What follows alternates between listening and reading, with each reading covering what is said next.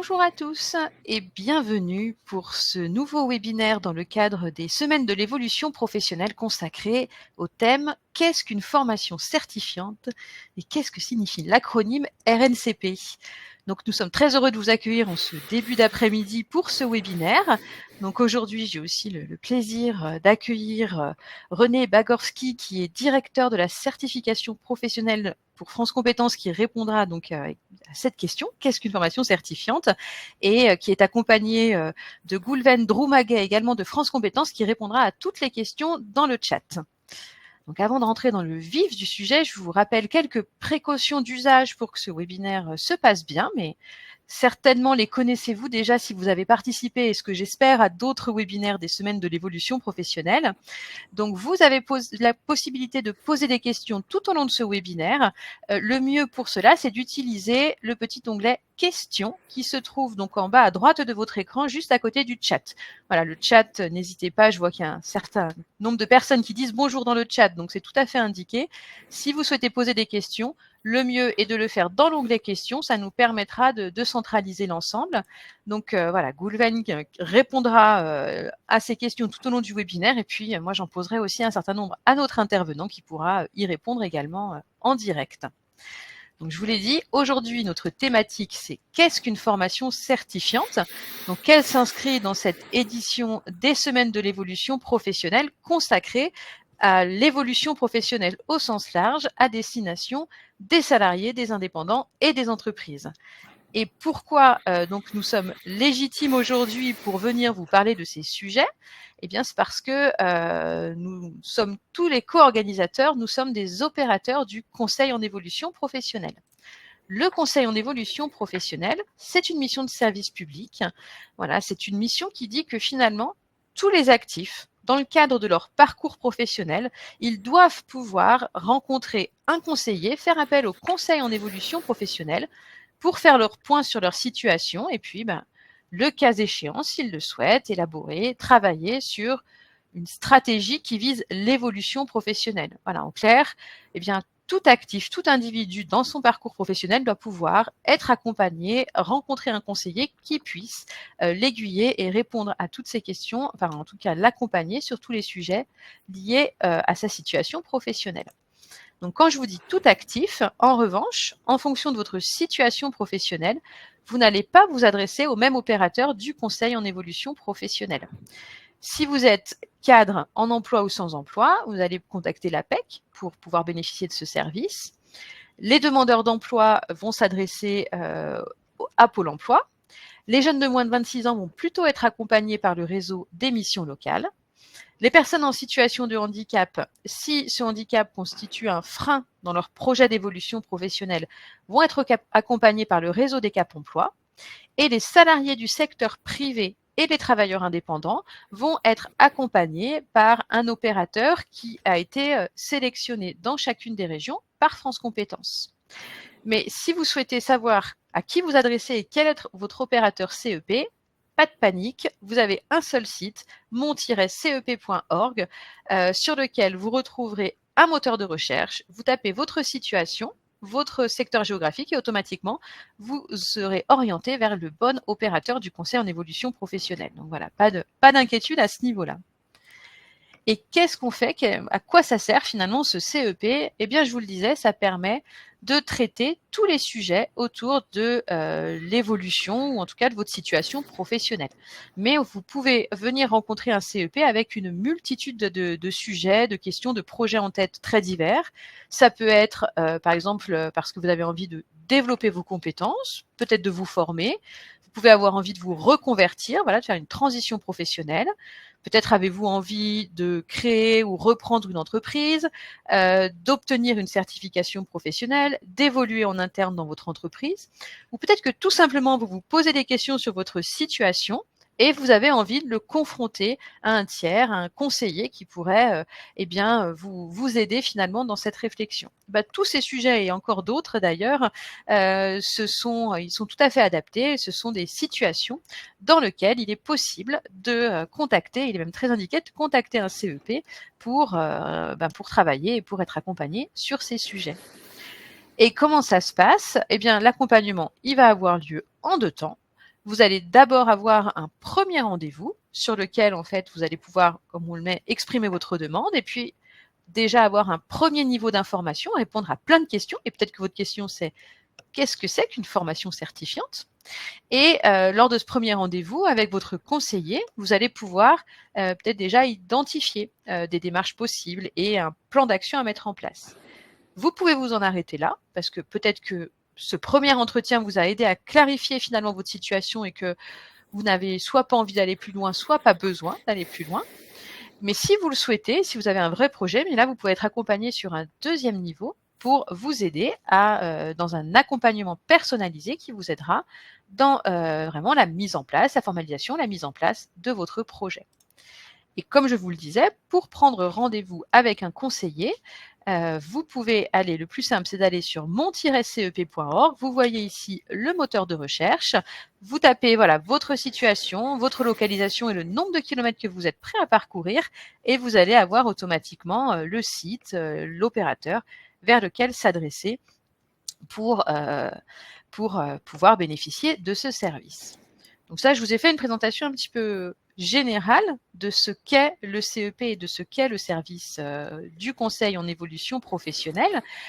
Et certainement, si vous vous êtes inscrit à ce webinaire et que vous avez envie d'en savoir plus sur une formation certifiante, c'est peut-être que vous avez envie de vous former, peut-être que vous avez un projet de reconversion et que vous avez voilà, un certain nombre de questions. J'ai un OF qui m'envoie un SMS en me disant que j'ai un droit à la formation, que sa formation est certifiante. Est-ce que c'est vrai? Est-ce qu'une formation certifiante, c'est la même chose qu'un diplôme?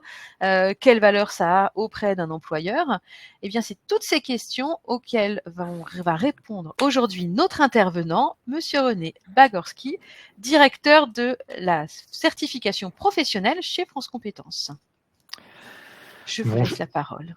Merci beaucoup. Bonjour à tous. Et donc peut-être avant de commencer à répondre aux différentes questions, c'est déjà de présenter France Compétences. France Compétences, c'est une instance qui a été créée par la loi du 5 septembre 2018. Et si on a un mot qui qualifie le rôle de France Compétences, c'est une instance de régulation de l'ensemble du système de la formation professionnelle. Alors, régulation à différents niveaux, puisque vous savez que toutes les entreprises qui ont au moins un salarié ont obligation de verser une cotisation à l'URSSAF en 1,68% pour les entreprises de plus de 11 salariés et 1,23% pour les entreprises de moins de 11 salariés, et que ces sommes que l'URSSAF aura collectées sont reversées à France Compétences, qui elle-même va les reventiler en fait vers différents acteurs en fonction de ce que la loi a donné comme prérogative à France Compétences et à ces différents acteurs. Il y a une première enveloppe qui est une enveloppe de financement de la formation des demandeurs d'emploi. C'est quasiment 1,6 milliard tous les ans qui sont consacrés à la formation des demandeurs d'emploi, qui sont reversés vers Pôle emploi et vers les conseils régionaux. Il y a une deuxième enveloppe qui est l'enveloppe du compte personnel formation.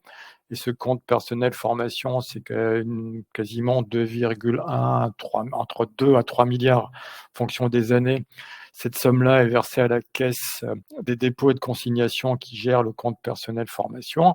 Il y a une troisième enveloppe qui est versée aux OPCO, aux opérateurs de compétences, et qui, eux, vont financer les contrats d'apprentissage et les contrats de professionnalisation, mais vont aussi contribuer à financer la formation des salariés dans les entreprises de moins de 50 salariés. Et puis, il y a une dernière enveloppe qui est en fait le conseil de financement du conseil en évolution professionnelle. On l'a dit tout à l'heure dans la présentation, il y a 5 opérateurs du conseil en évolution professionnelle. Il y a des opérateurs dédiés par région qui peuvent répondre aux questions des actifs, donc salariés et professions indépendantes. C'est France Compétences qui a fait un appel à projet là, qui est en train d'être présenté pour les 4 ou 5 années qui viennent. Et la régulation en fait des organismes qui sont des organismes qui vont en fait faire le conseil en évaluation professionnelle pour les salariés se fait par France Compétences. Donc vous voyez que France Compétences, j'aime dire que c'est le bateau amiral du système de la formation professionnelle, mais c'est surtout une interface efficace entre les différents acteurs et qui permet de donner du sens. Dernier outil de régulation de France Compétences dont je n'ai pas parlé, c'est la certification professionnelle. Et moi, j'ai la chance de diriger une équipe de 32 personnes en tout, dont le rôle est d'instruire les demandes de certification professionnelle et d'inscrire aussi dans les 2 répertoires, le répertoire national de la certification professionnelle et le répertoire spécifique, les certifications qui auront été validées par une commission indépendante de France Compétences, qui est composée à la fois de représentants des différents ministères. Il y a 8 ministères qui sont représentés. Il y a l'ensemble des partenaires sociaux, et quand je parle de partenaires sociaux, c'est les organisations syndicales de salariés, les organisations d'employeurs. Il y a 2 régions qui sont représentées dans ce conseil-là, dans cette commission, pardon, la région Bourgogne et la région Aura. Et puis, il y a une présidente aussi, tous ces personnes-là ont été nommées par arrêté ministériel et donc sont totalement indépendantes. Et le travail que nous faisons, nous, en tant que direction de la certification, c'est pour apporter des éléments au débat de cette fameuse commission. Donc, si on rentre un peu plus dans le vif du sujet, on s'est dit qu'on allait déjà tester, et pour avoir un côté un peu ludique, tester vos connaissances. Donc, il y aura 3 questions. Vous avez la possibilité de répondre. Alors, rappelez-moi, C'est dans le petit onglet sondage. C'est vrai que je n'en ai pas parlé. Voilà, à côté de questions, vous avez un petit onglet sondage et donc on vous lira la question, on va lancer le sondage et on pourra savoir en direct vos réponses. Donc ça va nous permettre de voir un peu ce que vous mettez derrière les mots. Donc si vous Voilà. pouvez revenir en question, parce que là Excusez-moi. Une formation certifiante, c'est une formation en première proposition qui conduit à la délivrance d'un certificat par l'organisme de formation seulement si celui-ci a obtenu la certification Calliope. Là, il y a plein de mots là. La deuxième proposition, c'est une formation qui conduit à la délivrance de tout ou partie d'un titre, d'un diplôme ou d'un CQP enregistré au RNCP. Et la troisième possibilité, c'est une formation qui conduit à la délivrance d'une certification professionnelle ou d'une habilitation enregistrée au RS, donc au répertoire spécifique.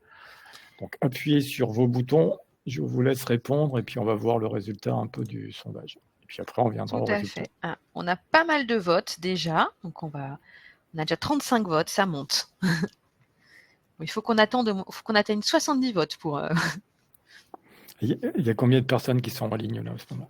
Alors, actuellement, on a presque 130 personnes avec nous. Ah bah oui, donc en fait, c'est 130 personnes qui devraient voter. Ah, alors on attend 130 personnes. On a voulu rentrer un peu par un côté un peu ludique là, pour que finalement vous nous disiez ce que vous pensez. Finalement. Vous êtes à combien là pour le moment? À 80 votes. On peut déjà sur les 80 votes faire une première photo. Pour l'instant, ce qui se dégage à 55%, une formation qui conduit à la délivrance de tout ou partie d'un titre, d'un diplôme ou d'un CQP enregistré au RNCP. En deuxième position, une formation qui conduit à la délivrance d'une certification professionnelle ou d'une habilitation enregistrée au RS, c'est 26%, et on a 18% des votants qui pensent que c'est une formation qui conduit à la délivrance d'un certificat par l'organisme de formation, seulement si celui-ci a obtenu la certification Calliope. Et nous sommes à 90 votes. Et donc on va aller sur la réponse, parce qu'on a eu la générosité de vous proposer les réponses. Et donc la réponse... Alors, ce que je n'ai pas dit, c'est qu'il y avait effectivement des fois 2 possibilités de réponse. Donc les 18% qui pensaient que ça allait vers un certificat, donc une délivrance d'un certificat par l'organisme de formation seulement si celui-ci a obtenu la certification Calliope, n'avaient pas la bonne réponse. Par contre, ceux qui ont donné les réponses 2 et 3 avaient la bonne réponse. Et on est effectivement aujourd'hui dans dès qu'on parle de certifiante, on est sûr, on va revenir tout à l'heure sur le vocabulaire, mais on va encore poser d'autres questions avant, un titre, un diplôme ou un CQP enregistré au RNCP. Alors, Répertoire national des certifications professionnelles pour le RNCP en acronyme. Et si je vous donne un deuxième acronyme CQP, certificat de qualification professionnelle pour CQP. Donc vous commencez à avoir des indications. Et la RS, je l'ai déjà dit plusieurs fois, donc c'est répertoire spécifique. On passe à la question suivante. Quelle est la différence entre une certification professionnelle et une formation ? Première chose, la certification professionnelle est un processus de vérification de l'acquisition des compétences mobilisées en situation professionnelle. La formation est un des moyens de développer ou d'acquérir des compétences. La deuxième possibilité, c'est les deux termes désignent exactement la même chose. Donc à vous de cocher la bonne réponse. Là, vous avez une possibilité. Ah, ça monte un peu plus vite, on est déjà à 50 votes. Ah bah ouais, donc là, c'est un... On est à 93% et 7%. Donc je À pense 92,8. Donc on peut effectivement dire à ceux qui ont 8%, donc qui ont sans doute choisi les deux termes désignent exactement la même chose, que là non plus, ce n'est pas la bonne réponse. Est-ce que ceux qui ont répondu cette deuxième question faisaient déjà partie des 18% précédents ou est-ce que c'était d'autres personnes ? On est bien ici, en fait, la certification est un processus de vérification de l'acquisition des compétences mobilisées en situation professionnelle. Et ça, c'est fondamental. On parle toujours de la loi de 2018 et on dit que c'est la énième loi sur la formation professionnelle. Et je préfère dire, en fait, que la loi de 2018 était la première loi sur la gestion par les compétences. Alors, le mot compétence, tout le monde l'utilise. Les compétences, en fait, se matérialisent comment ? C'est d'abord des savoirs, c'est des savoir-faire et des savoir-être, le tout utilisé dans un contexte professionnel pour aboutir à un résultat déterminé. Donc, vous voyez que déjà, quand on commence de parler de certification professionnelle, ce sont des compétences dont dispose monsieur et madame tout le monde, mais que ces compétences-là, elles sont au service d'un objectif clairement identifié. Et cet objectif clairement identifié, en fait, va être certifié. Quand on dit certifié, c'est qu'on certifie qu'il y a un jury qui va passer par là, qui va évaluer en fait que chaque individu a effectivement les compétences requises pour faire une activité de façon autonome dans un cadre précis. Et la formation est effectivement un des moyens pour acquérir des compétences, mais ce n'est pas le seul. On peut aussi avoir la situation de travail qui peut permettre d'acquérir des compétences et à ce moment-là, vous allez passer par un processus qui est la validation des acquis de l'expérience et qui va vous permettre en fait de dire que vous avez acquis telle et telle compétence qui vous permettent en fait de justifier telle et telle certification dans un cadre professionnel déterminé. Troisième question. Voilà. Qu'est-ce qu'un titre à finalité professionnelle et est-ce qu'un titre à finalité professionnelle et un titre professionnel désignent le même type de certification ? Ça va aller plus vite là, j'imagine. Ah non, ça monte moins vite. Ils n'osent pas répondre sur cette question. Oui, c'est les questions binaires finalement, c'est ce qui est le plus compliqué. Hein, On est à 46 votes et c'est pour l'instant la question qui monte le moins vite. Ah là, c'est une forme de Et on est à timidité. 75-25. 75 pour le non et 25 pour le oui, actuellement. Ah, ça c'est... C'est stabilisé. Pas tout à fait, on est à presque 90 votes et on est plutôt là à 70-30. 70 penchent pour le non et 30% pour le oui. Mais allons chercher la réponse alors. Alors, quelle est la bonne réponse ?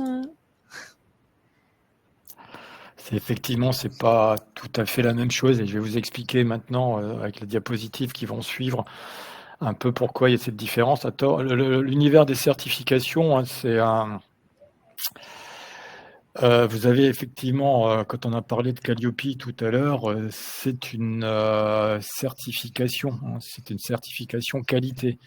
Donc vous avez là différents certificateurs, tout ça ce sont des certifications qui ont une finalité, mais on n'est pas dans l'univers de la formation professionnelle, puisque dans le cadre de la formation professionnelle, quand on va parler de formation certifiante, ce sont des formations qui certifient des compétences acquises.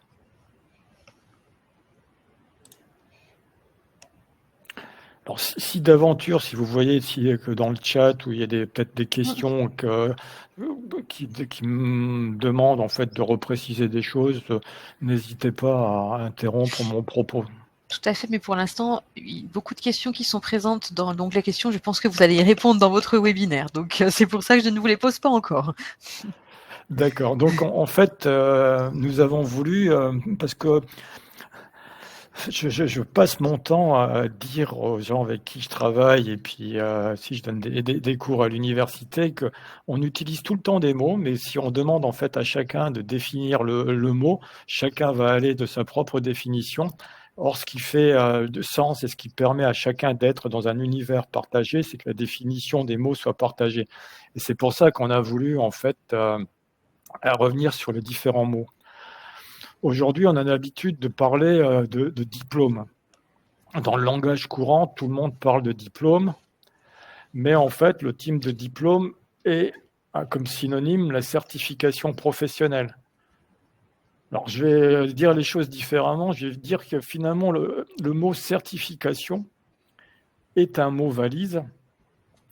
Et ce mot valise, en fait, contient différents vocabulaires. Le premier vocabulaire, on va parler de diplôme. Et on va parler de diplômes qui sont délivrés par l'État. Qu'est-ce que c'est un diplôme délivré par l'État? C'est l'éducation nationale et l'enseignement supérieur qui vont délivrer des diplômes. Tout ce qui relève du niveau jusqu'au bac, on est sur l'éducation nationale. Parfois, il y a le BTS. Et tout ce qui est au-dessus du bac, on est dans l'enseignement supérieur. Ces diplômes-là, c'est l'État qui, en fait, est propriétaire de ces diplômes et il n'y a que l'État qui peut les dispenser, sauf dans des cas particuliers où il peut habiliter d'autres organismes à le faire en son nom. Donc là, on a un premier niveau qui est le diplôme. On a un deuxième niveau, en fait, qui sont les titres à finalité professionnelle, ce dont on parlait tout à l'heure. Les titres à finalité professionnelle sont également reconnus par l'État. Pourquoi? Ils sont, en fait, ces titres-là, construits par les différents ministères, peuvent être construits par les différents ministères, mais eux aussi peuvent être construits en fait par des écoles privées.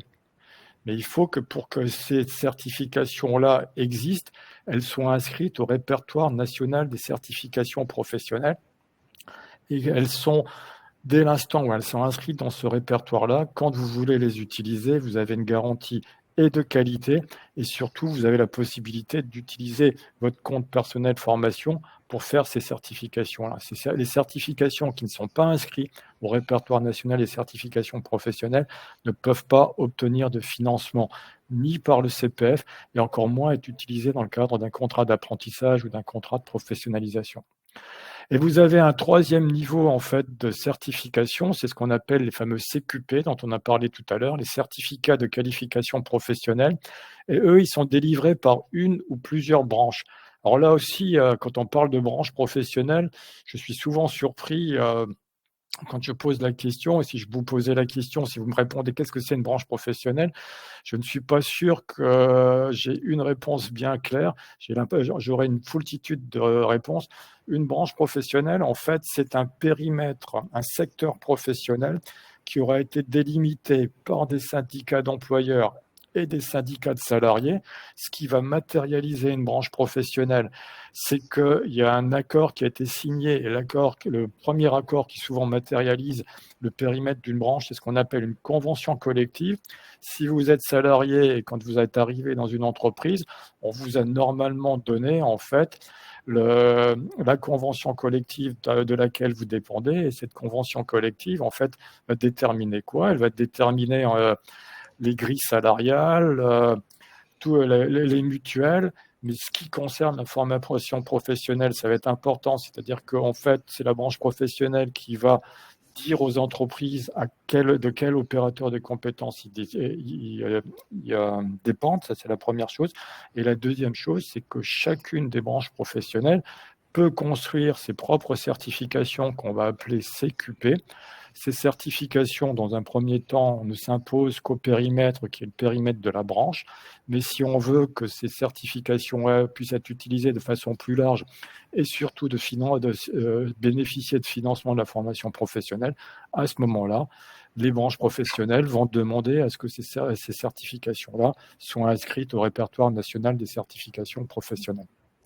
Alors peut-être une question auquel vous pourriez répondre parce qu'elle pourrait intéresser l'ensemble des auditeurs. Donc Laurence nous demande si vous pouvez nous donner des exemples de titres à finalité professionnelle. Peut-être qu'on viendra sur tout à la fin de la proposition. Il y a un lien qui va nous amener en fait sur le site de France Compétences et qui va illustrer ça. Mais vous pouvez avoir un titre à finalité professionnelle qui peut être le maçon, par exemple, est un titre à finalité professionnelle, mais peut aussi être un diplôme de l'éducation nationale. Donc voilà, donc vous avez, en fonction de qui a construit la certification, vous avez des titres, enfin des dénominations différentes. On passe à la page suivante, s'il vous plaît. Alors, l'objectif de toute certification professionnelle, en fait, c'est un moyen de reconnaissance pour les actifs, parce que dès l'instant où vous avez une certification professionnelle qui est reconnue, eh ben, ça vous donne en fait une double identité. On va parler d'identité professionnelle d'un côté, mais d'identité sociale aussi, parce que cette certification vous place, je sais pas, à un niveau ouvrier, employé, cadre supérieur, mais vous donne en fait vous place à un niveau salarial. Tout ça, en fait, c'est des indicateurs. Et quand on dit sécurise des parcours professionnels, quand vous êtes sur le marché du travail et que vous voulez que quand vous répondez à une demande d'emploi, c'est la certification professionnelle qui va être votre clé d'entrée par rapport à un employeur qui connaît la valeur d'usage, parce que ça, c'est aussi important, de cette certification sur le marché du travail. Et donc, on est pour l'actif, une certification professionnelle. Ça facilite l'insertion professionnelle.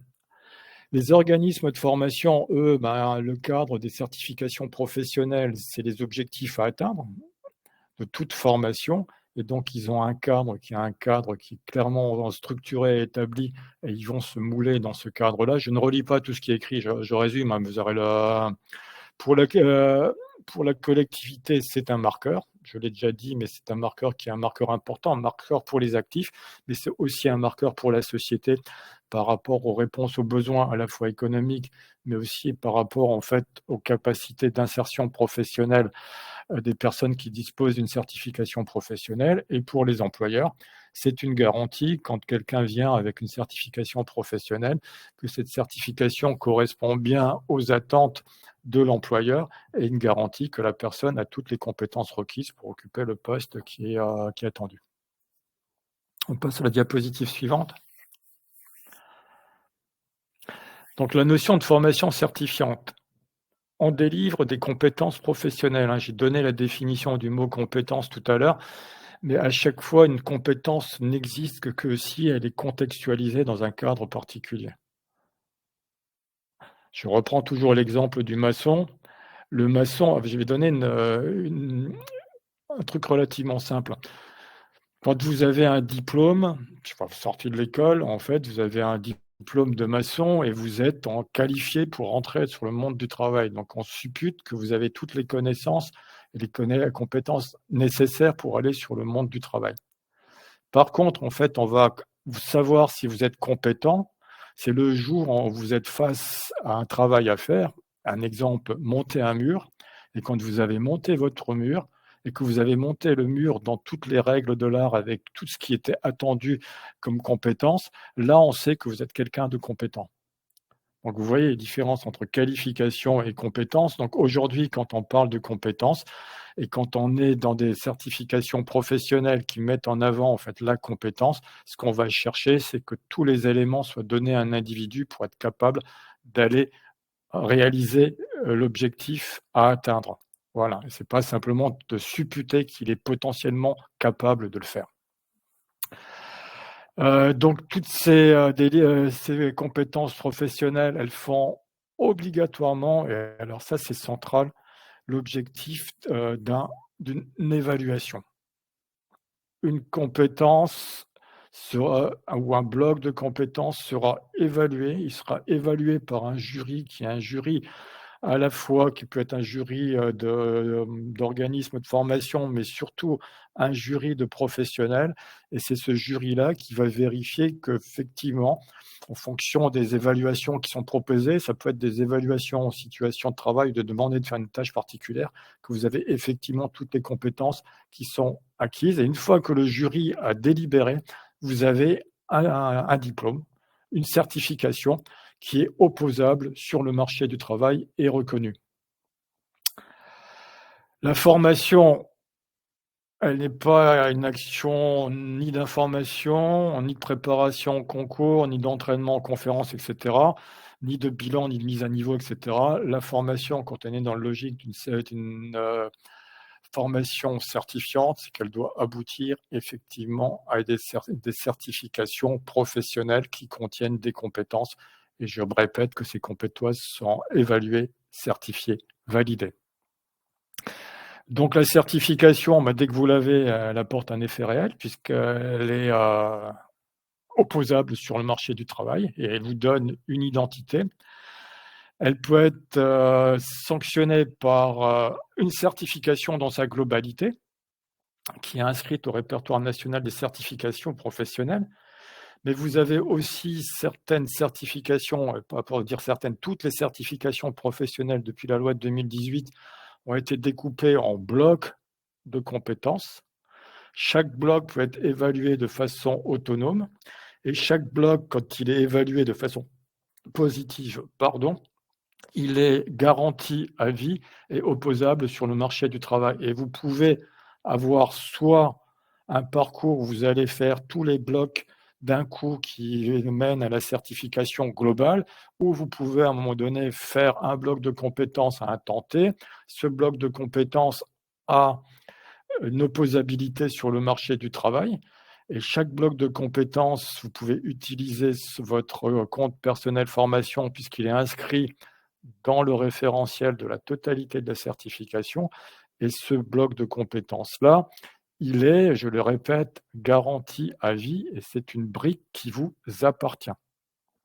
Et vous avez une autre possibilité, des certifications qui sont inscrites au répertoire national au répertoire spécifique. Par contre, le répertoire spécifique, la différence, si je caricature à l'extrême, le répertoire national des certifications professionnelles, c'est le répertoire des métiers.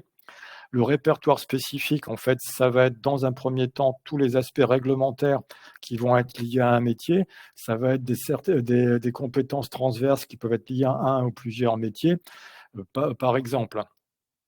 Mais ou des certifications complémentaires à des métiers particuliers. Mais là aussi, on manque un peu de temps pour rentrer dans les détails. Donc, vous voyez ici la notion de certification, de formation certifiante, à quoi ça correspond. On continue ?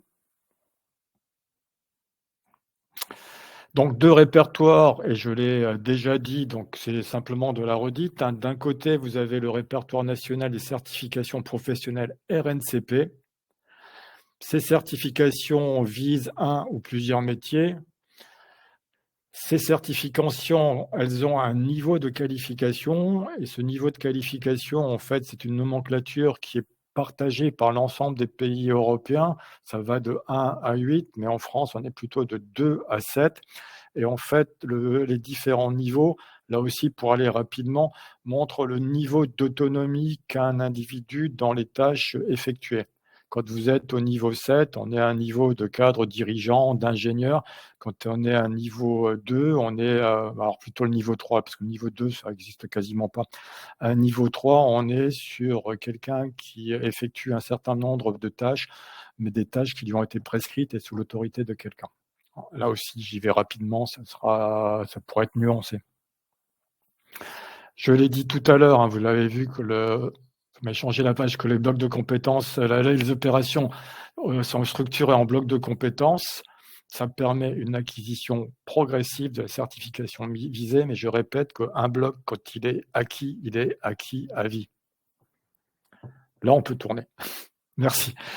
Répertoire spécifique, c'est ce que j'ai expliqué aussi, hein, les différentes habilitations. Hein. Quand on parle d'habilitation, par exemple dans le métier de la santé, il y a un certain nombre d'aspects réglementaires qu'il faut respecter, donc tu es habilité à le faire. Si je prends un exemple sur tout ce qui peut être électricité, et là, on est dans un cadre où il y a vraiment des habilitations où n'importe qui ne peut pas faire un certain nombre de tâches, donc il faut des habilitations. Et puis, les pisteurs secouristes, le CACES, hein, c'est ceux qui construisent les petits chariots. Il y a 23 habilitations différentes pour que vous puissiez faire exercer ces activités-là. Les compétences transverses, hein, ça va être de la bureautique, du management, mais c'est des choses qui sont clairement identifiées.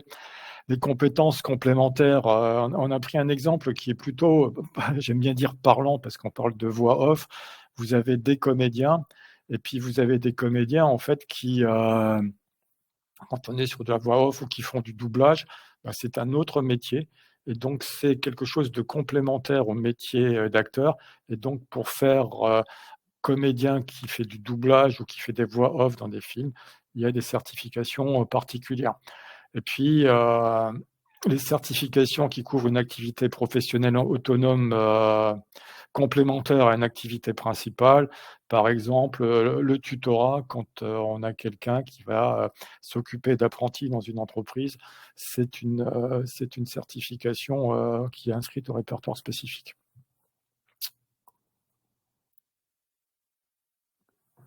Alors, ces deux répertoires, en fait, ce n'est pas des trucs statiques. C'est des trucs vivants, puisque la loi du 5 septembre 2018 dit qu'une certification a une durée de vie maximum de 5 ans. Ce qui était une grande révolution dans le microcosme des certifications, puisque jusqu'à la loi de 2018, vous pouviez avoir des certifications qui étaient à vie. Et on a eu un exemple encore assez récemment de tailleur sur pierre dans le référentiel daté de 1945. Aujourd'hui, ces tailleurs de pierre ont obligation, comme tous les autres, en fait, de revoir leur certification à l'aune du contexte qui est le contexte actuel. Et pourquoi une durée de 5 ans?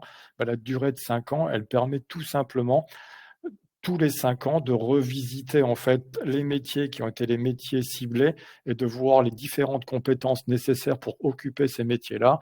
Et il y a certains métiers qui ont énormément évolué, notamment avec les évolutions là avec le numérique, qui ont fait bouger les lignes. Et donc, il faut, au bout de 5 ans, redemander en fait à une instruction. Et l'objectif, c'est que chacune de ces certifications-là, elles répondent bien aux besoins en fait de l'économie. Et donc, ces certifications-là, ces répertoires-là, ils sont construits au fur et à mesure. Des certificateurs, que ce soit privés ou autres, envoient un dossier à France Compétences. Ces dossiers sont instruits. Et si je parle du répertoire national des certifications professionnelles, il y a 9 critères qui vont être vérifiés. Et les critères 1 et 2 sont des critères extrêmement importants puisqu'ils vont en fait, les critères 1 et 2 vont nous dire la valeur d'usage de cette certification et vont surtout nous montrer en fait le taux d'insertion de cette certification sur le marché du travail et donc son utilité. Et donc ça, c'est vraiment quelque chose d'extrêmement important. On peut tourner, je pense que...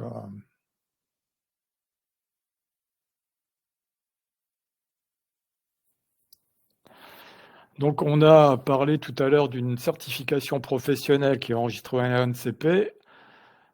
On a parlé de formation certifiante, mais la formation n'est pas l'unique moyen en fait qui permet d'acquérir une certification professionnelle. Vous avez en fait un moyen qui est, donc on a parlé tout à l'heure des blocs de compétences qui étaient une acquisition progressive. Il y a un troisième point, et je regarde dans la liste, il y a encore un webinaire demain sur le sujet à 19h, la validation des acquis de l'expérience, qui est un autre moyen d'acquérir une certification professionnelle. Petite parenthèse par rapport à la VAE, la loi de décembre 2022 a changé en fait profondément ce qu'était la validation des acquis de l'expérience Avant, il fallait justifier justement d'une expérience. Dans la dernière loi, c'était au minimum d'1 an. Aujourd'hui, il n'y a plus d'exigence d'ancienneté ou d'expérience qui est requise. Par contre, ce que la loi propose, c'est qu'en fait, une validation des acquis d'expérience peut aller sur des blocs de compétences et uniquement que sur des blocs de compétences. Et donc, comme je l'ai dit tout à l'heure, chaque bloc, il est évalué et certifié. Donc, de garantir à la personne déjà une reconnaissance professionnelle et derrière une opposabilité professionnelle. On peut passer à la slide après. Alors, les certificateurs. Donc, le certificateur, c'est celui qui est propriétaire de la certification. On peut avoir un ou plusieurs propriétaires de la certification. Et ce certificateur-là, sur la durée de vie de la certification, c'est lui qui en a la propriété intellectuelle et c'est lui, en fait, qui garantit la mise en œuvre de cette certification telle qu'elle a été validée par la commission de France Compétences. Ce certificateur-là, il peut habiliter un certain nombre de partenaires, donc un certain nombre d'organismes de formation, mais quand il habilite un certain nombre de partenaires, il a l'obligation de les contrôler et de vérifier que la formation certifiante qui est dispensée par l'organisme de formation correspond bien à ce qui a été validé par France Compétences. C'est lui, en fait, qui est garant de l'évaluation et de la certification, parce que c'est lui et lui seul qui peut la garantir, et pas l'organisme de formation tout seul. Donc, si vous vous engagez dans une formation et qu'on vous annonce que cette formation, elle est inscrite au RNCP, vérifiez quand même, et on verra tout à l'heure en allant sur les fiches, que vous allez trouver en fait les différents partenaires, les différents organismes, que cet organisme-là a bien été habilité par le certificateur et qu'à la fin de la formation, vous avez bien une certification qui va être, une évaluation qui va être possible et reconnue, et pas que vous vous retrouvez avec quelqu'un qui vous a fait faire une formation et qu'à la sortie, vous avez rien d'attestable. Donc là, je ne vais pas rentrer dans les détails. Vous avez différents niveaux. Vous avez les ministères du Travail qui peuvent faire des choses. Vous avez des réseaux d'organismes de formation. Vous avez les commissions paritaires des branches professionnelles. Et on est toujours dans un système où, à un moment donné, où celui qui est propriétaire de la certification habilite ceux qui peuvent mettre en œuvre. Vous ne pouvez pas, si vous n'êtes pas propriétaire de la certification, dispenser tout seul cette certification. On avance.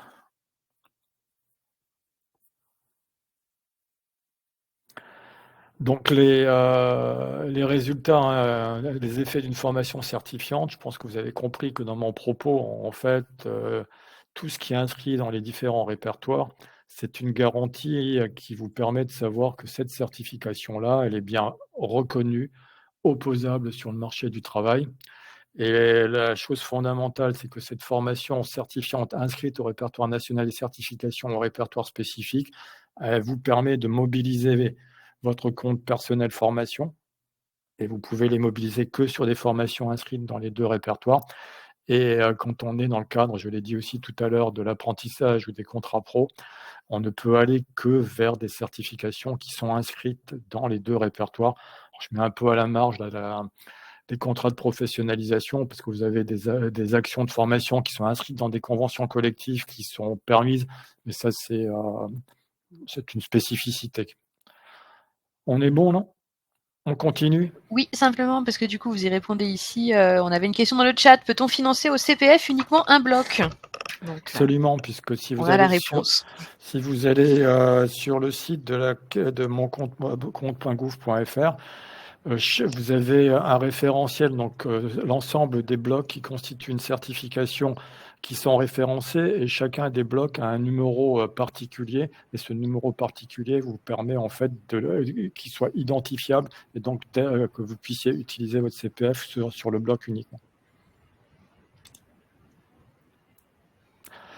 Donc un peu des repères, hein. On dit près de 5000 fiches actives au RNCP au dernier recensement. Ce que j'ai regardé, c'était 4884 fiches qui étaient inscrites au répertoire national, donc ça fait quand même une palette relativement large. 1200 au répertoire spécifique, et le rôle de France Compétences est de vérifier en permanence qu'il n'y a pas de travers sur ces différentes certifications. Une certification, elle a pu être inscrite il y a 5 ans, elle peut revenir aujourd'hui, et si elle ne correspond pas aux attentes des différents critères, alors je ne vais pas rentrer dans le détail des différents critères, mais qu'en gros, elle n'a pas su prouver qu'elle avait un taux d'insertion suffisant sur le marché, que ces blocs de compétences n'étaient pas adaptés et ne répondaient pas aux besoins de l'économie, cette certification peut sortir. Donc, vérifiez à chaque fois quand vous voulez faire quelque chose. C'est pour ça qu'on va aller tout à l'heure là sur le site. Mais avant d'aller sur le site, quelque chose d'important. Quand vous allez voir une fiche qui correspond à une certification que vous auriez choisie, cette certification-là, la durée de vie est affichée avec la date de fin.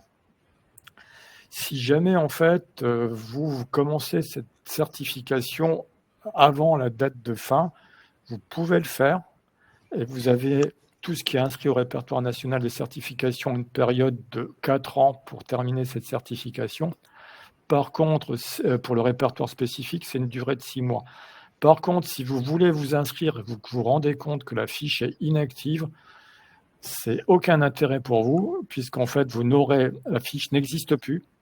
Vous n'aurez aucun accès à des financements mutualisés. Donc, c'est important, et c'est pour ça qu'on va aller sur le site, si vous pouvez... Oui, est-ce que je peux juste me poser une question, parce que voilà, qui montre aussi parfois peut-être la confusion, mais Isabelle demandait, est-ce qu'un organisme de formation peut être certifié Calliope et ne pas délivrer des formations inscrites au RNCP? C'est effectivement possible, oui. Je voulais dire, voilà, c'était parce qu'encore du coup, parfois la confusion. Non, les deux n'ont rien à voir. Calliope, voilà. En fait, c'est ce qu'on a appelé le décret qualité de la formation professionnelle. Alors, c'est 7 critères et 32 indicateurs où un organisme de formation doit montrer, en fait, en gros, patte blanche, que dans tout le process de formation qui est le sien, il respecte, en fait, le process qualité. Ça, c'est une chose. La deuxième chose, un organisme qui est Calliope, effectivement, il pourra mettre en œuvre une certification inscrite au répertoire national des certifications professionnelles. Par contre, un organisme qui n'est pas Calliope, cet organisme-là ne peut pas bénéficier de fonds publics et donc ne peut pas mettre en œuvre une certification inscrite au répertoire national des certifications professionnelles.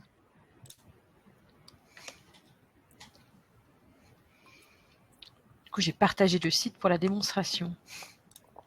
Mettez maçon, par exemple.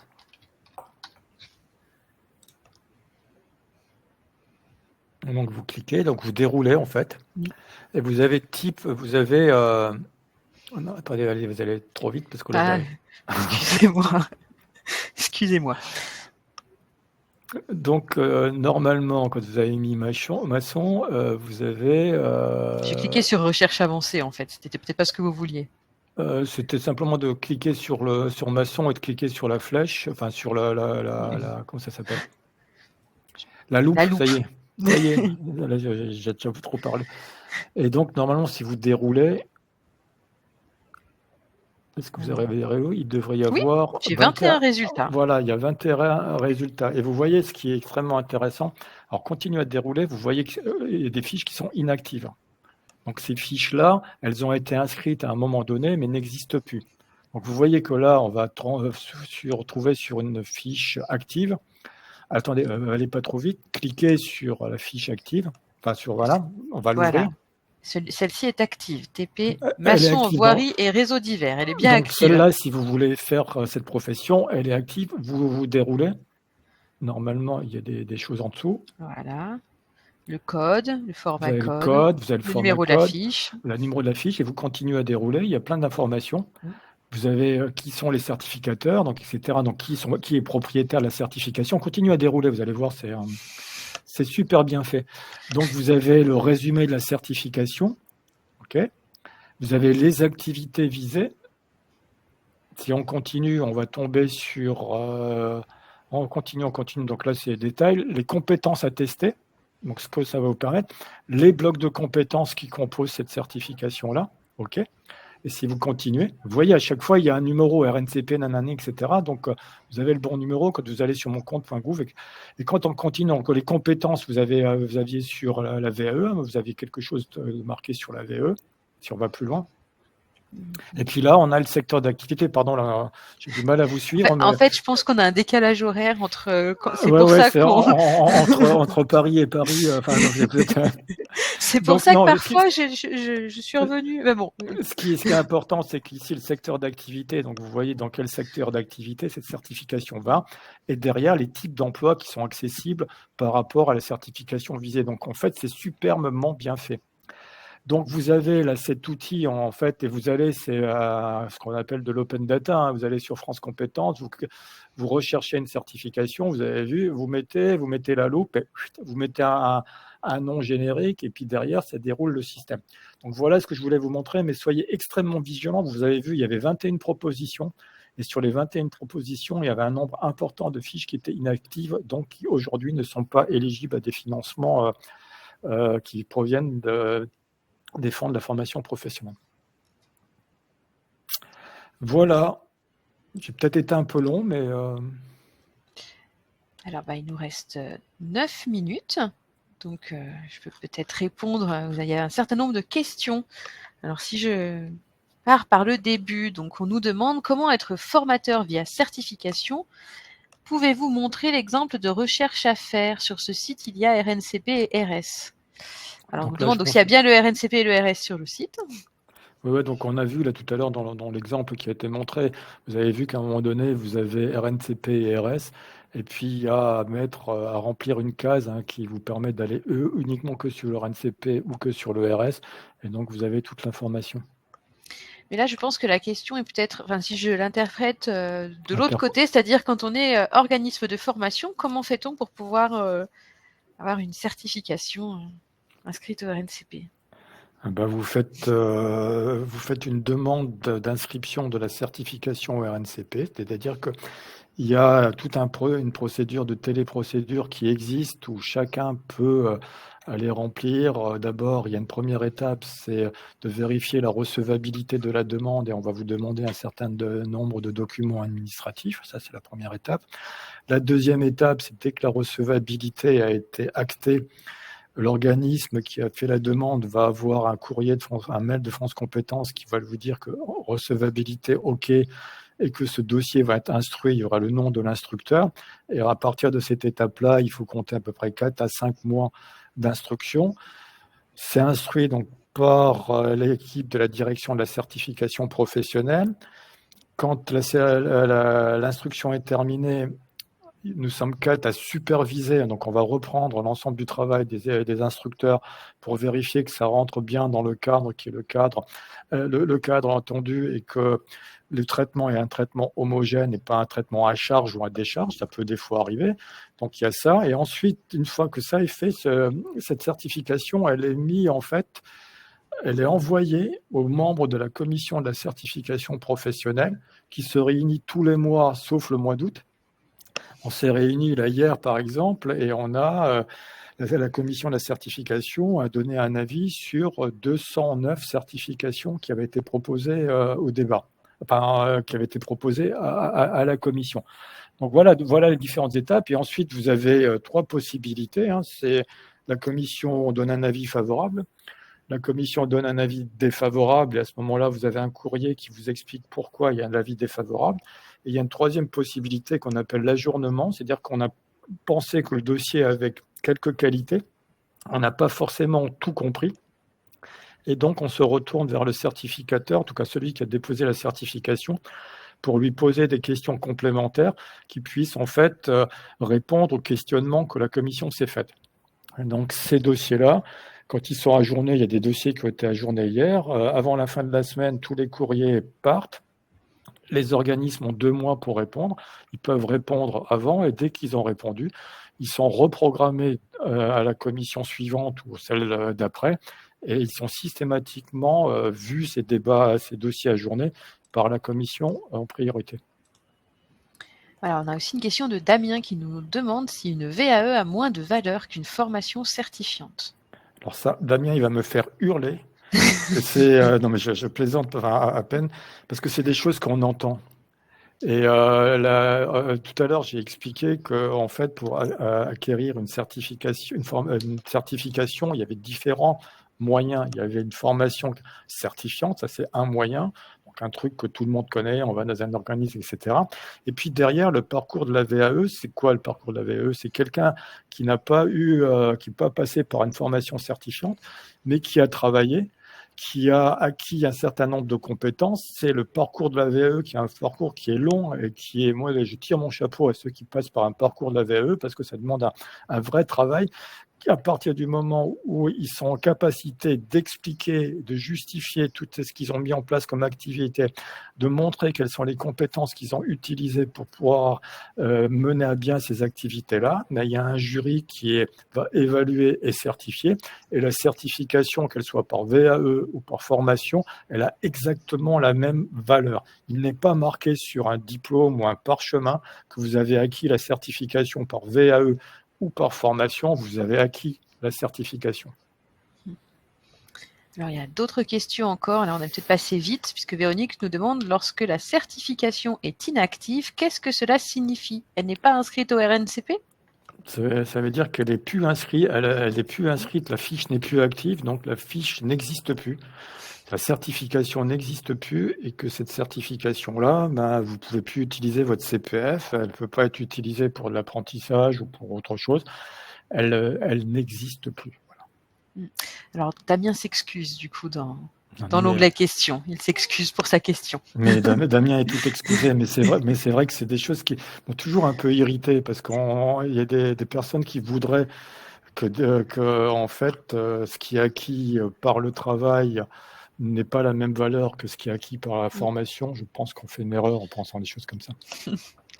Alors, il y a la question de Maria qui nous demande, pour assurer la bonne qualité sur une certification, qu'est-ce que je dois vérifier en plus du statut, donc active sur RNCP, de la marque Calliope, afin d'éviter les arnaqueurs?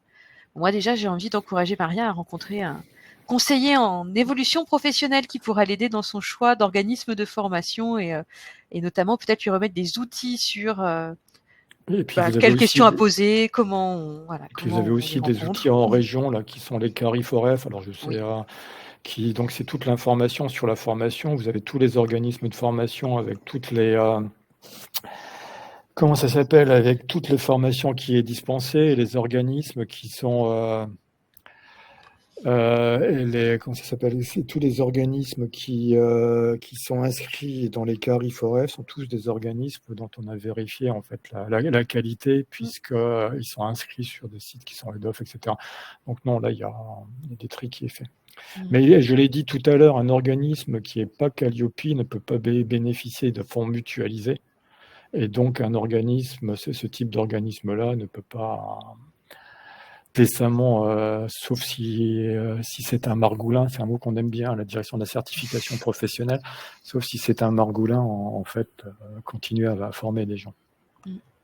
Alors, on a encore quelques questions. Les universités ne reconnaissent pas forcément les titres RNCP lors de la poursuite des études. Est-ce qu'il existe des passerelles entre les titres RNCP et les diplômes nationaux? C'est un débat, c'est un grand débat. Je pense qu'on sortira de ce débat quand l'ensemble du microcosme, et notamment les universitaires, auront compris que la nomenclature européenne dont j'ai parlé tout à l'heure, qui va du niveau 1 à 8 et qui en France est plutôt du niveau 3 à 7, c'est que chaque certification professionnelle acte un niveau.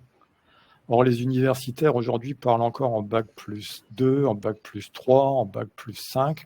Ces choses-là, petit à petit, en fait, il va falloir que les têtes se mettent un peu dans la réalité d'aujourd'hui et que je sais bien qu'il y a des difficultés. En fait, il y a des gens qui considèrent que l'université, c'est supérieur à tout ce qui peut être un titre qui provienne pas de l'université. Mais dès l'instant où un titre est inscrit au répertoire national des certifications professionnelles, sa valeur d'usage est attestée et donc son opposabilité sur du marché du travail aussi. Et qu'un des chantiers qui est en cours au niveau de France Compétences, c'est de travailler sur les correspondances entre les différentes certifications avec le bloc comme étant le maître étalon du système. Demain, mais il nous faudra encore quelques années là, pour aller au bout. Là. Demain, quand on ira au bout, ce type de problème ne devrait plus exister. Alors, il est 15 heures. Il y a encore quelques questions. Je vous propose qu'on en prenne encore une ou deux et puis on s'en arrêtera là si ça vous convient. On a une question très précise d'Isabelle qui nous dit qu'elle est Change Management Director, que c'est donc un métier nouveau qui englobe à la fois du recrutement, de la restructuration de services, instaurer de l'agilité, de la communication, de la formation. Comment faire pour faire ces recherches? Car très souvent, si elle tape ce mot, ça ne sort pas dans les moteurs de recherche.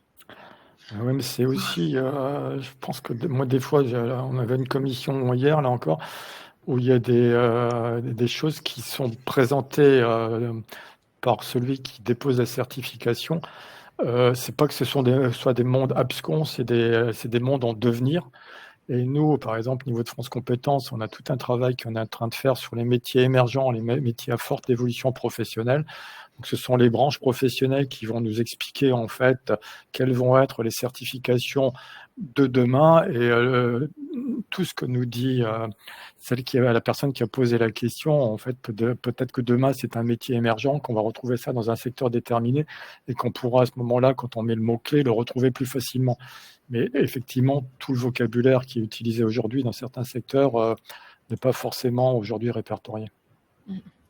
Je vous pose une dernière question parce que merci Goulven a répondu à beaucoup de questions dans le chat. Peut-être juste la question de Marion qui nous dit que certains CFA sont en attente de validation RNCP. Parfois, le processus peut prendre jusqu'à 3 ans puisqu'il semble qu'ils doivent attendre de mener des premières classes aux examens.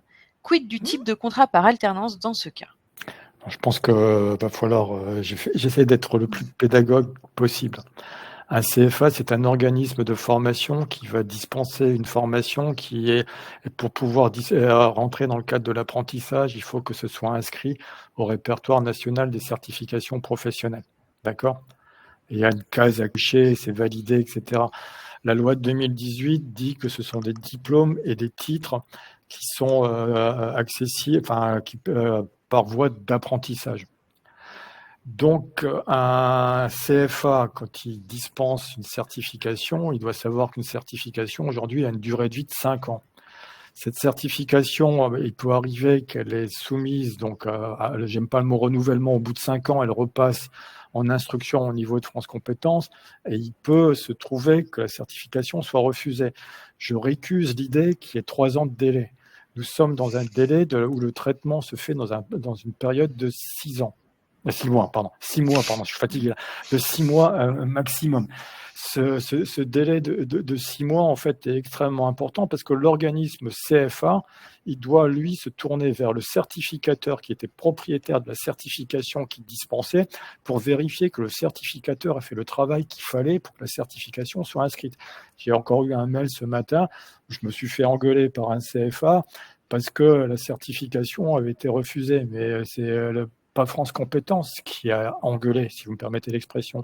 C'est-à-dire que c'est le certificateur qui n'a pas fait un travail qui répond aux attentes de ce qui ont été fixés, de ce qui a été fixé par la loi de 2018. Voilà. Bien, alors il est 15h03, donc nous sommes au terme du temps imparti. Il y a beaucoup de remerciements dans le chat, voilà, beaucoup de remerciements. Donc je me joins à eux, Monsieur Bagorski, pour vous remercier pour cette intervention qui était très intéressante et très éclairante sur les certifications professionnelles. Peut-être pour le dire à l'oral, même si ça a été répondu dans le chat, certains ont demandé s'ils pouvaient avoir la présentation.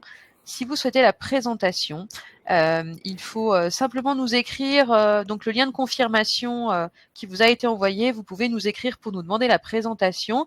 C'est un mail en no reply, mais vous pouvez répondre tout de même. Donc voilà. C'est un gros mot, ça, en no reply. Voilà, mais pour le coup, vous pouvez nous écrire avec cette adresse. Donc n'hésitez pas à demander la présentation si vous le souhaitez. Et certains ont aussi demandé si c'était possible d'avoir la fac. Donc si ça vous intéresse, demandez-le aussi. On essaiera de vous rapporter des réponses les plus précises possibles. Donc, grand merci à vous, Monsieur Bagorski. Est-ce qu'on peut vous laisser le mot de la fin? Non, mais je pense que je vous engage fortement tous à aller sur le site de France Compétences quand vous avez un projet de certification, quand vous avez un projet professionnel, de faire une première recherche tout seul. Mais dans un deuxième temps, allez voir un conseiller en évolution professionnelle, quel que soit votre statut. Si vous avez du mal à trouver les différents éléments, lui, il saura vous accompagner et vous accompagner dans la construction de votre projet professionnel et surtout pour qu'il n'y ait pas de loupé dans la certification choisie. Vous avez bien compris que c'est un réel enjeu. Il faut vraiment que les certifications soient inscrites dans les répertoires. Quand ils ne le sont pas, ils n'ont pas de valeur d'usage et pas de reconnaissance sur le marché du travail. Eh bien, un grand merci à tous de nous avoir suivis et puis on vous souhaite une très bonne journée et n'hésitez pas, il reste encore 2 jours de cette 4e édition des Semaines de l'évolution professionnelle. Donc, Dont une demain soir sur la VAE. exactement, donc n'hésitez pas à vous inscrire, c'est encore possible. Eh bien, merci beaucoup et très bon après-midi à tous. Merci à vous, au revoir.